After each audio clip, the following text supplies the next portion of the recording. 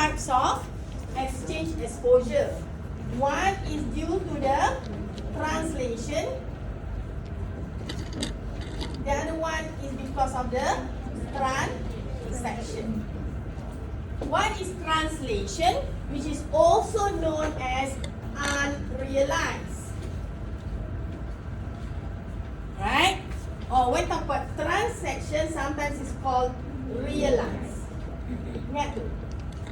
So translation, it means that the exposure of the exchange due to at the end of the year, company yang ada exposure to currency, dia kena translate at the end of the year, gain or loss on the forex. Yeah? So benda tu just because you nak dapatkan because of the financial statement that you have to prepare your exposure, you have to disclose your exposure to forex. So at the end 31 December, you tengok rate dia berapa and then you tengok you punya ni exposure berapa, gain or loss. So that is what we call translation, translate. And the other one is that we also call that as an unrealized. Right? Unrealized. So dia akan ada gain atau loss. Betul? Kalau transaction is because you transact, you buy and sell goods. And goods kat sini could be you punya material, it could also be your asset. Nampak? So one is a revenue, anything to do with your material ke, you punya stock ke apa, that is a revenue expenditure. Right? But kalau you beli asset, for example you beli machine ke, atau ada normally kita beli kita punya asset lah, machine. So that is a capital expenditure. Betul? Faham? So bila ada transaction akan involve, dia akan ada impact on your income tax. Right? So income tax memang section 33 kata expenditure incurred in the production of income. So bila you translate or bila benda tu unrealized, it's not incurred. You tak ada transaction pun benda tu, just because you translate, so you ada exposure. Sebab benda tu, exposure tu tak ada betul-betul berlaku lagi, you just estimate, betul? Right? It's just like a kind of provision macam tu lah bila translation ni. So because of that, it's not incurred, that's why dia violate section 33. Section 33 kata kena incurred, but bila unrealized, it's not yet incurred. Just because you translate. So bila dia kata macam tu, maknanya not allowed lah. Betul? So whenever you nampak unrealized, you tahu dah benda ni tak boleh. Not allowed. Okay? But kalau realized, right, dia boleh allowed and dia boleh juga not allowed. So bila you nampak unrealized, dah tahu dah dua tu tak boleh. Okay? Tak boleh tu maksud apa? Kalau dia expenditure, is not allowed. Kalau expenditure maknanya loss. Betul? So maknanya bila tak boleh, if it's a loss, kalau dia, nampak dia ada dua. So that's why dia panjang sikit. Bila loss maknanya when there's loss on forex, unrealized. So first you say that, oh nampak unrealized, not allowed. Bila not allowed, kalau expenditure, loss, what should you do? You kena add back. Kenapa you add back? Loss, so you have deducted the losses in arriving to PBT, but the loss should not be allowed. So that's why you add back. Nampak? Kalau loss you add back, kalau gain, tolak. So tak kisahlah sama ada benda tu dalam bracket ke, tak dalam bracket ke, sebab you have to understand. The notes tu is the net of gain and loss that give totality dekat profit and loss statement. So dia kan sometimes dia positif, sometimes dia dalam bracket gain. Ya, sometimes dia tak nak cakap apa-apa pun. Dia tulis loss berapa, gain berapa. Faham? So dah tahu dah lah, bila unrealized, bila nampak dia unrealized, kita dah whether gain or loss is not allowed. Kalau loss you add back, kalau gain you minus. Tapi kalau transaction or realized, dia ada dua, allowable and not allowed. Which one is allowable? Kalau you nampak benda tu which is revenue in nature, it's allowable. Contohnya ialah you punya material or stock. Purchase of stock, purchase of materials from overseas. Right? Realized transaction. So then it's allowable. Kalau allowable, what will be your adjustment? Ini lah. Kalau gain pun ni. Nampak? But kalau it's not allowed, Contohnya when you buy, when it involve capex, capital expenditure. Kena tengoklah ayat dia tu dia buat apa. Dia beli apa? Beli material ke beli capital expenditure? Right? Is it a revenue expenditure or capital expenditure? So bila capital expenditure, then it's not allowed. Contohnya beli mesin. Bila not allowed, go back to year lah. Mak, kalau is loss plus gain minus. Faham? Now tengok balik dengan soalan tadi. Kakak dah boleh buat belum?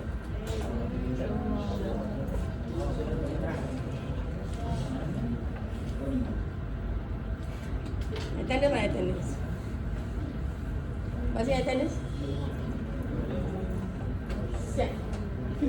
Attendance bang?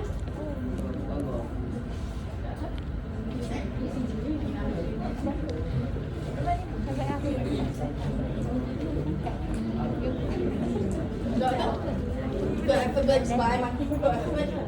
So orang-orang ni ada makinah paper dia. Abdul Fattah. Tak ada. Tak ada.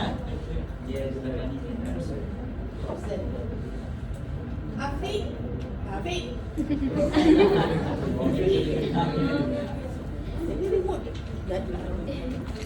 Afiq, what would be your answer? Orang ni kalau jawab Afiq, foreign exchange gain on import of trading stock, but here unrealized. What would be your adjustment for that? At back. Sure? Okay, kenapa at back? Unrealized. Gain or loss? Gain. So? Oh, minus. You pun know tak dia duduk tulis kat sini. So you're not plus or minus? Oh, minus. Minus. So jawapan ni nak apa di sini? Minus. Back pula. Minus. Okay, you explain to me why your answer is minus. Ha. Oh, sebab foreign exchange unrealized. Unrealized. And it's a gain. It's a gain. Unrealized is not allowed. So not allowed but it's a gain. So you minus. Katalah benda ni realize. Nabil, apa dia? Ni, minus. Tak ada gain. Gain. Ready. In arriving to punya profit and loss item tu, loss minus loss balik. So dia akan dapat berapa kat sini? Net dia berapa?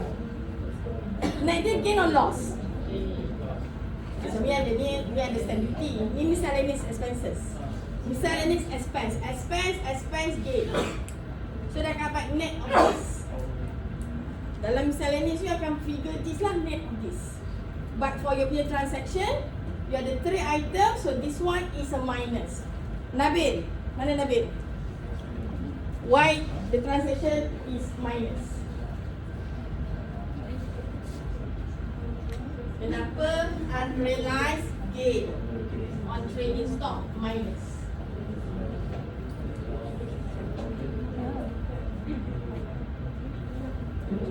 Boleh sekali.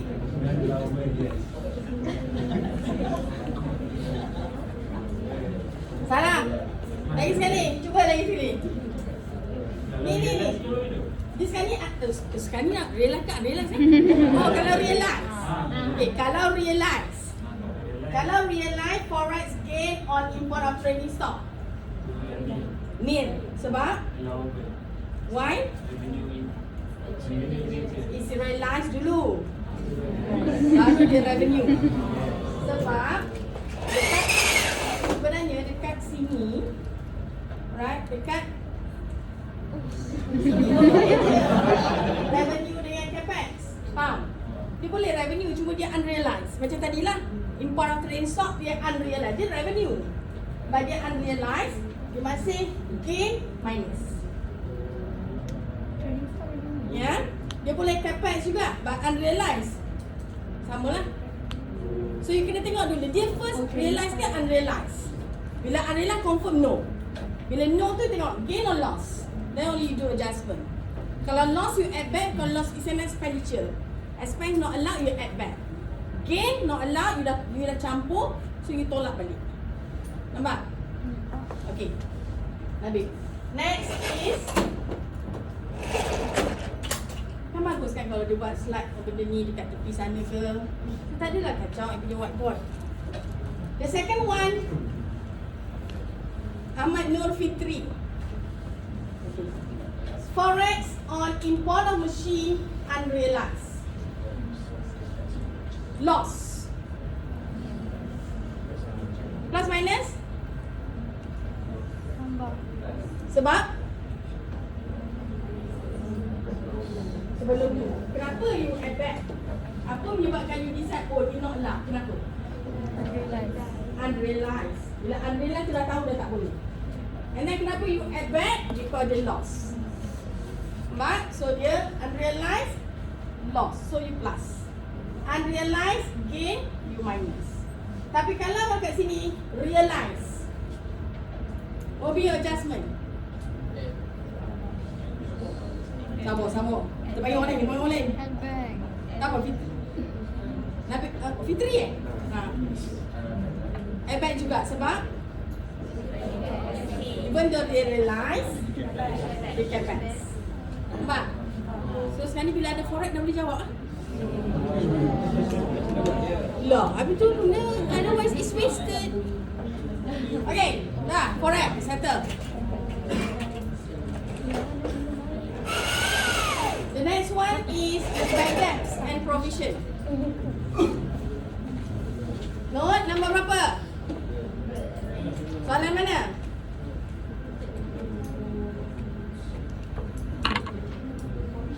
Provision ataupun ni provision ada satu kat sini tapi tak besar. Nombor 3 tu kan? Senang sangat. Nombor 3 ni tak ada kena.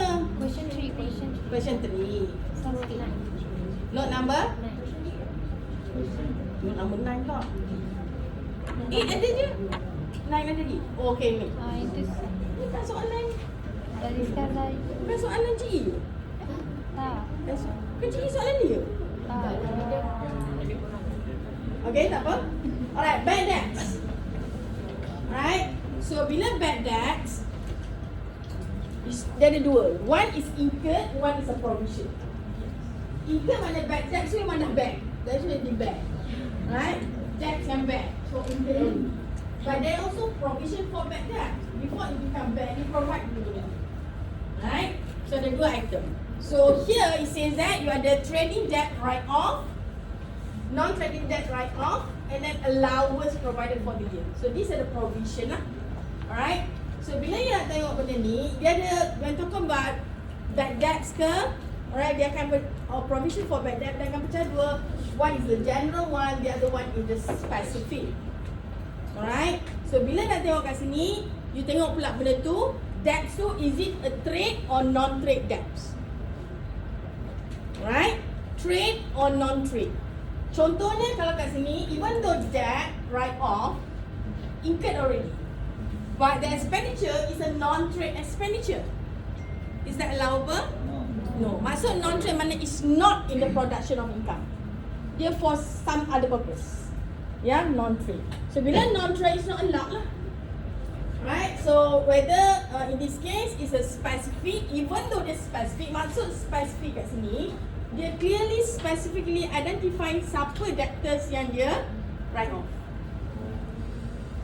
Alright, itu maksud specific. You specifically identify which debtors that you come up with this figure. It could be one, it could be many. So totality dia 10,000. Right, so dia minus 10,000. Kat sini you don't worry about the plus minus sangat. Right, tapi nak kita faham benda tu, konsep dia tu dulu. Alright. Kalau bila non-trade, alright, whether memang tak boleh lah, it's not allowed lah. So bila not allowed, you have to add back. Trading that write off, alright, general dengan specific, maksud dia apa? General ni, in general, total of you punya debtors, you 7,900 you write off. Alright, but specific maksudnya you akan identify which trade debtors yang you write off. Okay. Balance brought down because this one is provision punya accounts kan, is a contra asset. So that's why dia ada opening balance and closing balance. Kalau ni is a balance sheet item, but the in between kat sini ni is the transaction during the year. Right? Okay. So sekarang ni, and then you have allowance. Allowance pun maknanya provision for the year. Allowance always ada general dengan specific. Allowance is provision, means that it's not yet incurred. You just provide. Yeah. So because of that, whenever it's a general provision, it's not allowed. So bila you nampak provision during the year, you add back terus. Right?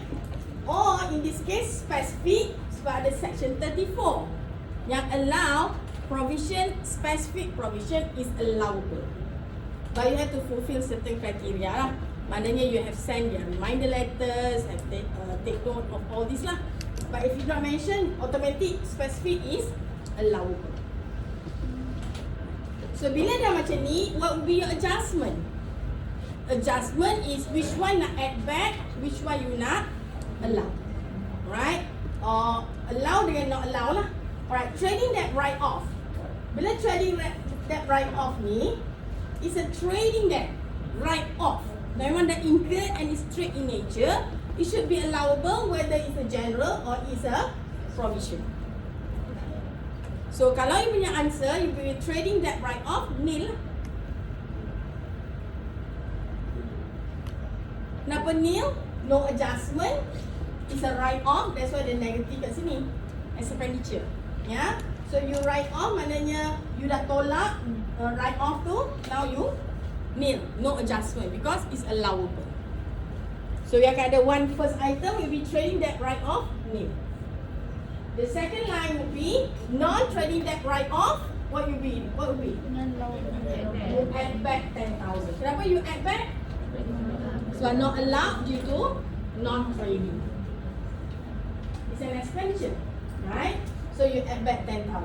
Tapi allowance provided for the year akan ada dua.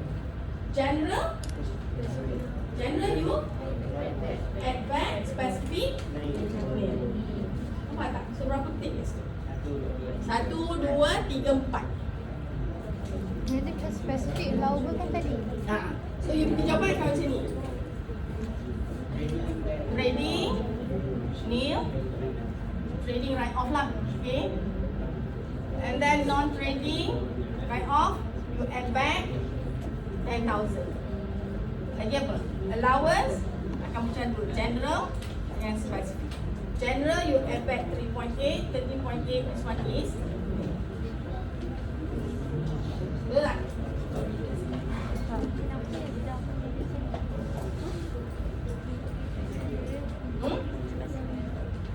Berapa?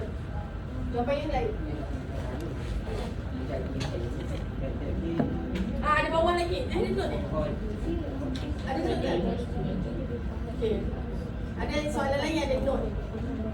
Kalau selalunya okay, nanti I come back to you. Soalan you? Tak boleh macam tu. You tak boleh sebab this one is not sign, dia tak boleh nak cari sebab ini this is your opening balance dengan closing balance. Dia provision account. It's not necessary provision account. Boleh lah, kalau you cakap benda provision account, you akan start opening balance dia. Macam tu kan, provision for bad debt. Opening belah kanan kan. I takkan pakai macam tu lah. I lebih kepada memahamkan what it is.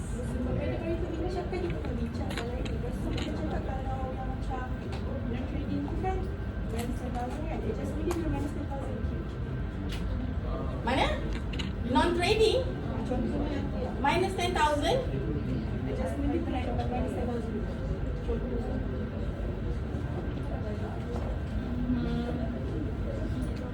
Katalah you buat dalam bentuk opening balance, closing balance. Kenapa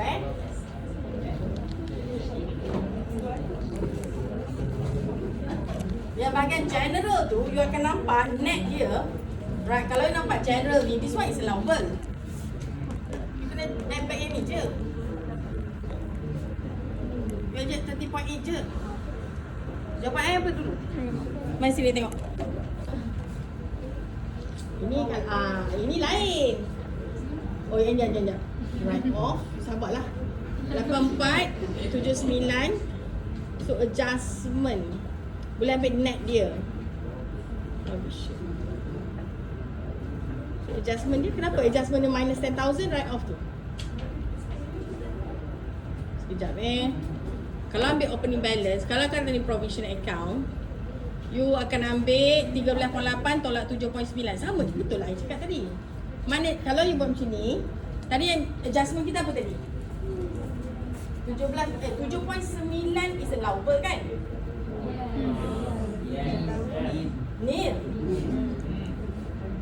Okay. So sekarang ni kalau you buat 20,000 tu dia ada side.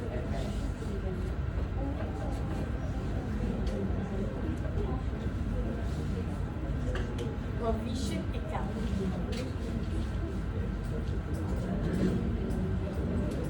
Sekarang kena fikir balik. Madam cakap Kalau provision account, ni provision account. Bila cakap hari tu dia tak allow berlangsung provision. Sebab dia provision account. Tapi ni bad debt consists of provision ke ni? Ni mana provision? Tapi okay, ini bukan account provision lah. Sebab dia ada allowance dalam ni. Kalau tak ikut je lah madam explain sekarang. Ambil gambar je. I tanya Salwa je. Ambil yang bahagian bad debt tu je.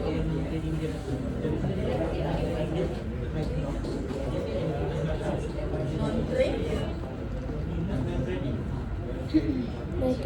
Sebab kalau spesifik, non-trading tu tetap tak boleh. Agak boleh. Non-trading tu. Ni jawapan mereka lah YouTube. Jawapan mereka YouTube. Ni? Oh, ni sama. Juga. Increase in general provision.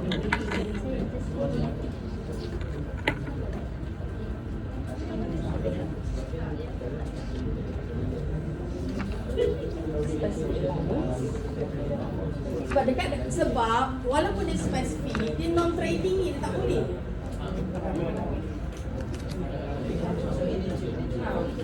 Tu madam ikut je madam. Ha? Ikut yang tu.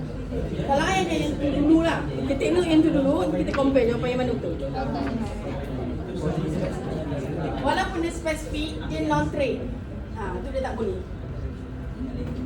This one is write off. Is allowed. Sebab apa beza this one dengan this one?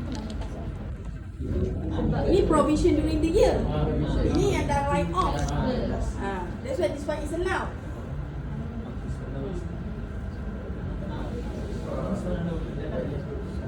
Tapi kalau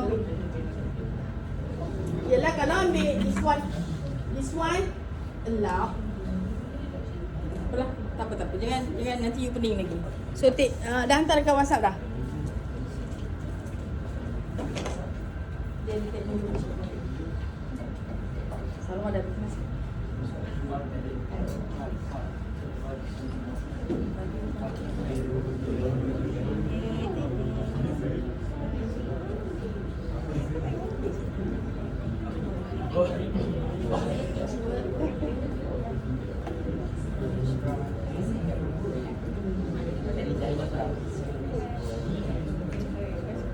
Mana jawapan siapa ada jawapan yang betul? Mirror. Jawapan yang hari tu. Mana?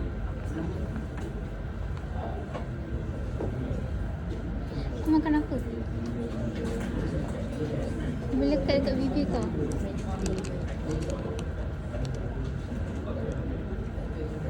Ni sini dah habis dah. Makan apa? Oh, mati. Kau boleh makan? Dah. Rupanya aku bukan sufficient. Buruk dia tulisan.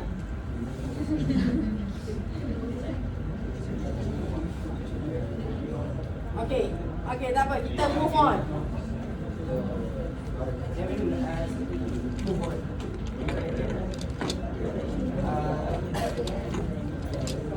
Screenshot.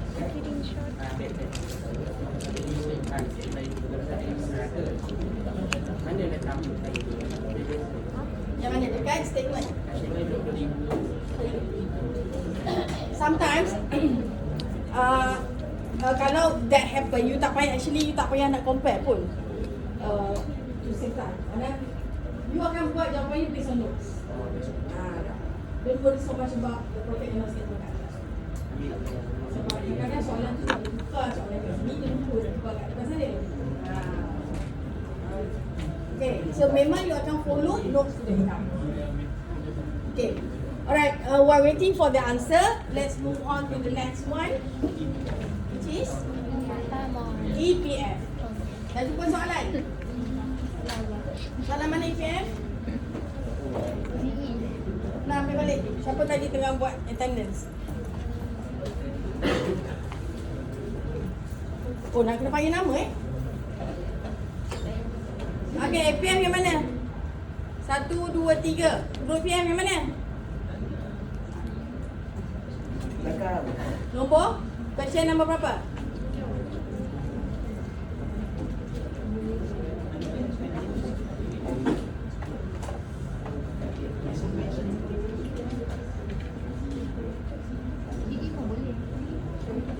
GE tak keluar kat sini. Kau nak tengok GE macam mana GE? Okay lah, buat GE lah. Sebab GE tu confusing sikit. Ni nak macam mana? Ni mana ada? Satu? Oh, GE tu okey. Cuba keluar kat sini.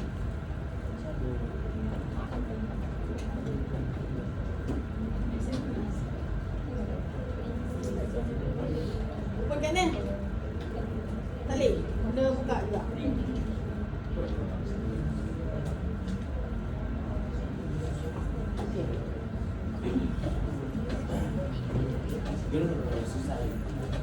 Saya nak finance.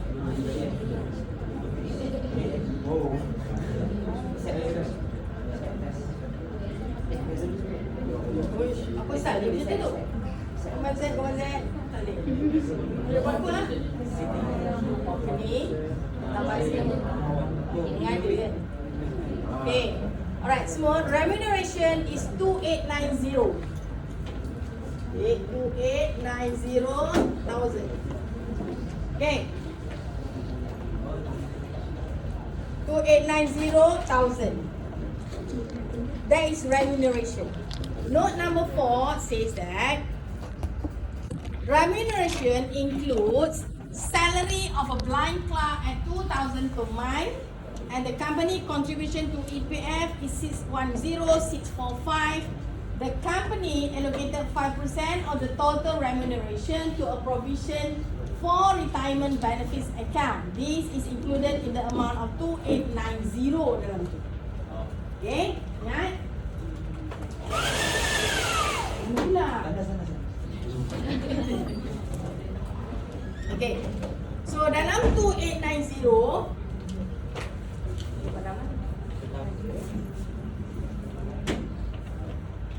2890,000. Dalam ni you ada apa? Ada salary, ada EPF, ada punya provision. Right? Provision. Okay. Salary EPF ada 610, 645, is it? Okay. Salary you tak tahu, so dia X. You tak tahu salary berapa kan? Sebab out of this 2890 ada salary, ada EPF. EPF you tahu? You tahu tak provision berapa? Tahu. 0.05 of X. Bukan of ni. You orang salah lepas you all buat 0.05 of remuneration. Sebab benda tu termasuk dalam 2890 ni. Ha? Ni sekarang ni masalah matematik ke tax? So total X plus EPF plus provision must be 2890,000. So what is X? Cik, cari nilai X. So what is S? S is the salary. So cari dulu salary tu berapa. Kenapa nak cari salary? Sebab nak compute EPF yang dia bayar 610645 ni 19% or more. Oh. You nak cari juga provision 5% tu is not allowed because it's a provision. So 5% of that is not allowed. So you have to find what is X. So 2000 tu kali dengan Ha? 2000 tu kali dengan 2000 mana? salary of blind. Salary tak payah salary of blind. Kenapa that information is given? Ni Untuk double deduction. Salary of blind masuk dalam mana? Dalam X.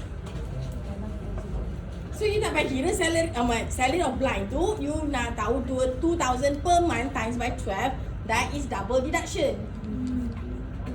Tapi salary tu you tak payah masuk, oh dalam tu A90 ada salary 2,000 untuk orang buta. Dia 2,000 of X. Tak boleh macam tu.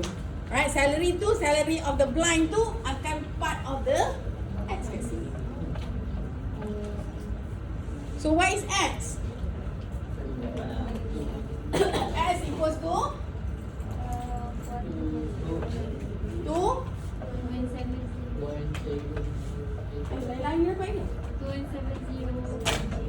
2170,814. Maknanya 2170,814 plus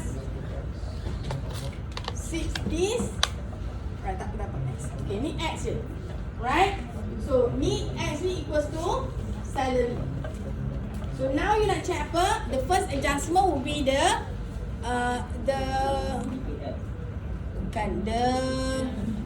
first one, the blind tu.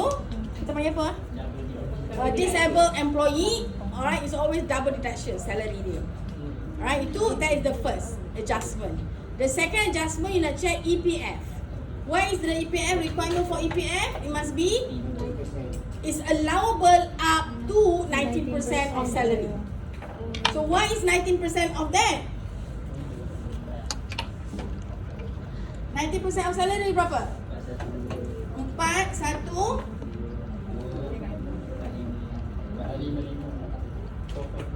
455. So kalau 19% is 412,455, company paid 610,645, maksud dia apa? Company bayar more than 19%. So bila more than 19%, the difference here is not allowed. Add back benda tu. So yang telah jawapan dia lah. Okay, what about the provision? You kena kira lah 0.05 or 5% of the salary is not allowed. So what is the 5%? How much it is? That is the provision you add back. Betul tak? So soalan ni macam max lebih sikit. Okay, let's look into the other EPF lagi yang mana? Ada tak EPF tutorial? Oh.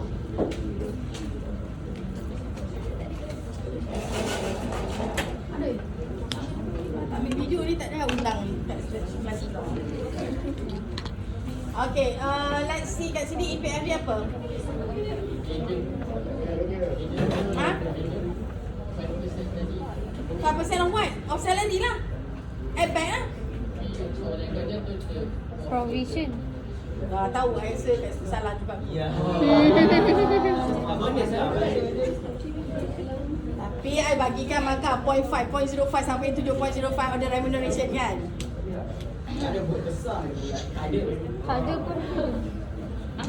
Total mark dah berapa? 60 plus lebih kan? I dah bagi free lah mark tu yang banyak cerita. Okay. Ini mana lagi EPF? Ni. Kalau bagi macam ni macam mana buat?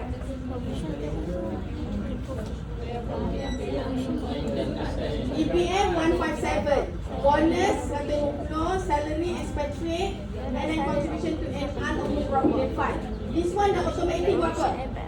Add back dah satu. Kenapa add back? Unappropriated fund. Satu tick dah. Okay, alright. So sekarang ni berapa remuneration? 956,100.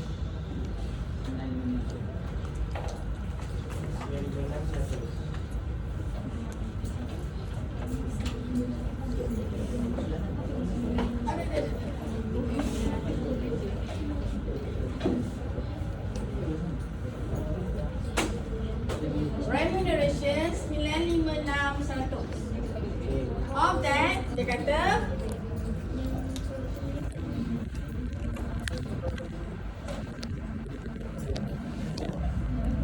EPF is 157,500. So bila dia bagi EPF, automatic you kena check is that 19% or more. Itu je. Alright. Bonus 150,000, salary of expatriate 39,000, contribution to unapproved fund 9,006. So maknanya sekarang ni EPF is only for Malaysian citizen. Expatriate tak contribute to EPF. So maknanya daripada total remuneration tu, you nak take out lah. Sebab you nak kira EPF sekarang ni. Betul? So you nak take out dulu expatriate punya gaji 39,100. Satu. 39,000. Sikit pun gaji dia. Alright, one off pun bayar sekali je. The other one is that you want to take out the unapproved fund. Sebab apa nak take out? Sebab that is not part of the remuneration or salary. So you take out that amount 9,600. What about bonus? Nak take out tak? Bonus pun will be part of the salary nanti, which will also contribute to EPF. Yeah. So maknanya daripada total remuneration, you take out two item, which one is the expatriate and the contribution to unapproved fund. EPF tu you nak check sebab sorry, EPF pun kena tolak lah. Tolak lah sebab dia included in that. So you tolak lah EPF you 157,500. Betul tak? Sebab you nak dapatkan berapa you punya total salary. So berapa dapat? 750,000. Okay. Betul? So 750 times by 19%. Berapa? Macam tu? 142,500. So you bayar berapa? 157. So mana you bayar more lah. So the difference tu you add.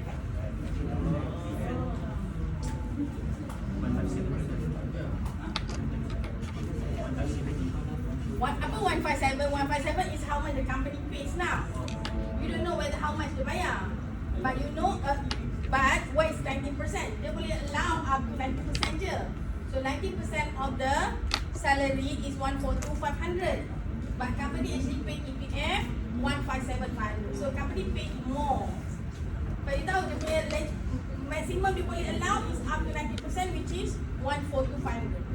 But company bayar more. So the difference tu not allowed. Add back lah.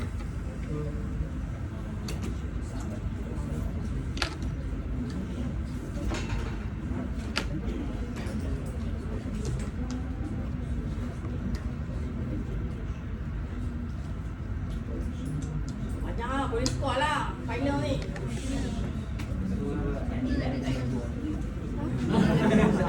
Okay, next. Apa?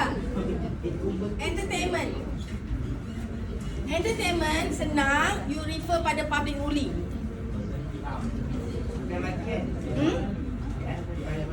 Public ruling on entertainment. Ha? Ada apa? Mana? I nak baca public ruling. I tangan bagi public. Okay, let's look into entertainment. Yeah.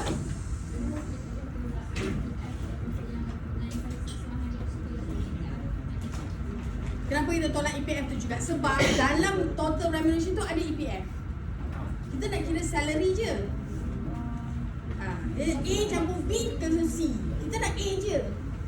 So B tu kena tolak dulu. Ya, betul. Campur. Salary tu you punya bonus allowance semua masuk dalam salary semua.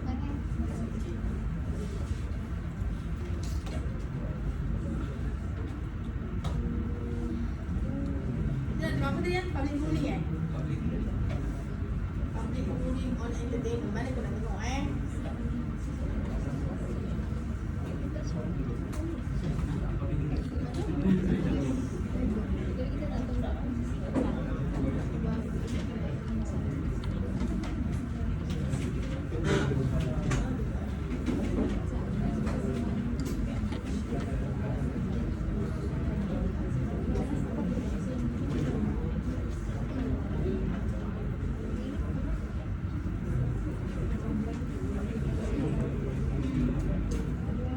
Hari Ahad tu dah yang tak ada.